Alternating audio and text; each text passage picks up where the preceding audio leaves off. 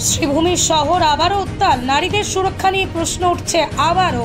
মঙ্গলবার সন্ধ্যায় বদরপুর থেকে এক যুবতী বাসে আসার সময় নারকীয় ঘটনায় উত্তেজনা বিরাজ করছে শ্রীভূমি জেলায়। পাষণ্ডদের এরকম ন্যাক্কারজনক কর্মকাণ্ড তা সভ্য সমাজে কল্পনাতীত। চলন্ত বাসে 3 জন দুষ্কৃতী যুবতীটিকে ধর্ষণের মতো জঘন্য অপরাধ করানোর চেষ্টা চালায়। যুবতীটি নির্জন বাসে উঠতেই দরজা বন্ধ করে দেয় অভিযুক্তরা। চলন্ত বাসে নারকীয় ঘটনার শিকার হতে বসেছিল সে, কিন্তু কোনোভাবে চরগোলা নামাজোয়ার এলাকায় জাতীয় সড়কের পাশে তাকে ফেলে দিয়ে চম্পট দেয় দুষ্কৃতীরা। স্থানীয়রা যুবতীকে উদ্ধার করে তড়িঘড়ি করিমগঞ্জ অসামরিক হাসপাতালে ভর্তি করায়। ঘটনাটি ছড়িয়ে পড়তেই রাতেই শহরে উত্তেজনা ছড়িয়ে পড়ে। হিন্দু রক্ষা দলের সদস্যরা রাস্তায় নেমে প্রতিবাদ শুরু করে, কিন্তু পুলিশের আশ্বাসে তারা আন্দোলন স্থগিত রাখে। কিন্তু আশ্বাস পূরণ না হয় বুধবার সকাল থেকেই বজরং দল পথে নামে। শহরের বাস পরিষেবা বন্ধ করে দেয় তারা।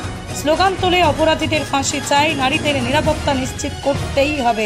পরিস্থিতি ক্রমেই উত্তপ্ত হতে থাকলে পুলিশ দ্রুত পদস্থ কর্মকর্তারা ঘটনাস্থলে পৌঁছে পরিস্থিতি নিয়ন্ত্রণে আনে। অন্যদিকে বজরং দল পুলিশকে 24 ঘন্টার আলটিমেটাম দিয়েছে। তারা স্পষ্ট হুঁশিয়ারি দিয়েছে, যদি সময়ের মধ্যে অভিযুক্তদের গ্রেপ্তার না করা হয় তবে শ্রীভূমি জেলা জুড়ে বৃহত্তর আন্দোলন গড়ে তোলা হবে। এখন দেখার প্রশাসন কতটা দ্রুত ব্যবস্থা নেয়, নাকি আন্দোলনের আগুন আরও দাউ দাউ করে জ্বলে ওঠে।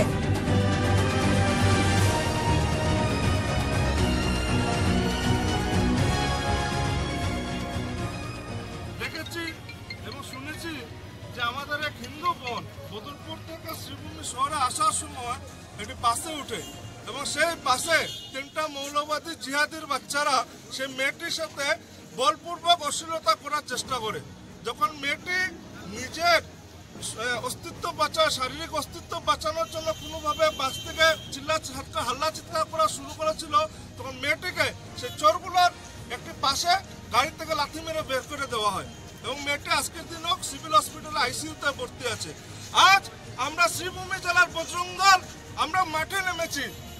আমরা পুলিশ প্রশাসনকে গতকালকে আমরা নামার ইচ্ছা ছিল, কিন্তু পুলিশ প্রশাসনকে আমরা সময় দিয়েছিলাম, সেই সময় পেরিয়ে গেছে আজ। তাই আমরা আজ শহরের সব বজরঙ্গী ভাইরা মাঠে নামতে আমরা বাধ্য হয়েছি এবং আজ আমরা এসটিসি বন্ধ করেছি এবং এখন আমাদের প্রশাসনের কর্তা ব্যক্তিরা আমাদের কাছে এসেছে।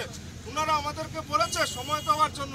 আমরা সময় আরও 24 ঘন্টা দিয়েছি, কিন্তু এই 24 ঘন্টার মধ্যে যদি আমাদের এই আসামি 3 আসামি সেই জিহাদি 3টা যদি অ্যারেস্ট না হয় এবং তাদের কঠোর শাস্তির ব্যবস্থা না করা হয়, তাহলে আগামীকাল 11টার পর আমরা বজরং দল যারা ডিস্ট্রিক্ট কমিটি আছে আমরা ডিসিশন নেব এবং আগামী পরশুদিন পুরো শ্রীভূমি জেলা আমরা স্ট্রাইক ডাকবো।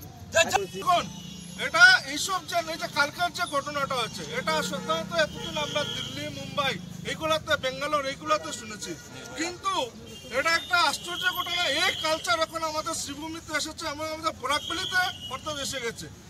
আমার একটা মনে হয় যে আজকে যে ঘটনাটা, এটা যদি গুয়াহাটিতে হতো এই 12 ঘন্টার মধ্যে অনেক বড় পদক্ষেপ নেওয়া হতো, কিন্তু এটা হয়তো শ্রীভূমি জেলা থেকে এখন পর্যন্ত আমাদেরকে রাস্তায় নামতে হচ্ছে।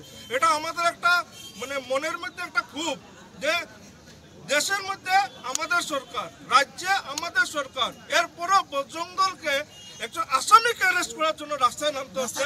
হ্যাঁ, এটা আমাদের জন্য একটা লজ্জার বিষয়, এটা বহুত বড় লজ্জার বিষয়। তাই আমি এই সরকারকে আমি আবেদন জানাচ্ছি মাননীয় ডক্টর হিমন্ত বিশ্ব শর্মা মহাশয়কে যে এদের বিরুদ্ধে যাতে কঠোর থেকে কঠোর ব্যবস্থা নেয়, এই রেপিস্টদের বিরুদ্ধে যাতে আগামী দিনে রাস্তায় চলার সময় আমাদের মা বোনদের ইজ্জত বজায় থাকে এবং সমগ্র দেশে একটা কঠোর আইন এনে এই ধর্ষণকারীদের বিরুদ্ধে একটা কঠোর আইন আনার আমি দাবি জানাচ্ছি আমাদের আসামের মুখ্যমন্ত্রী।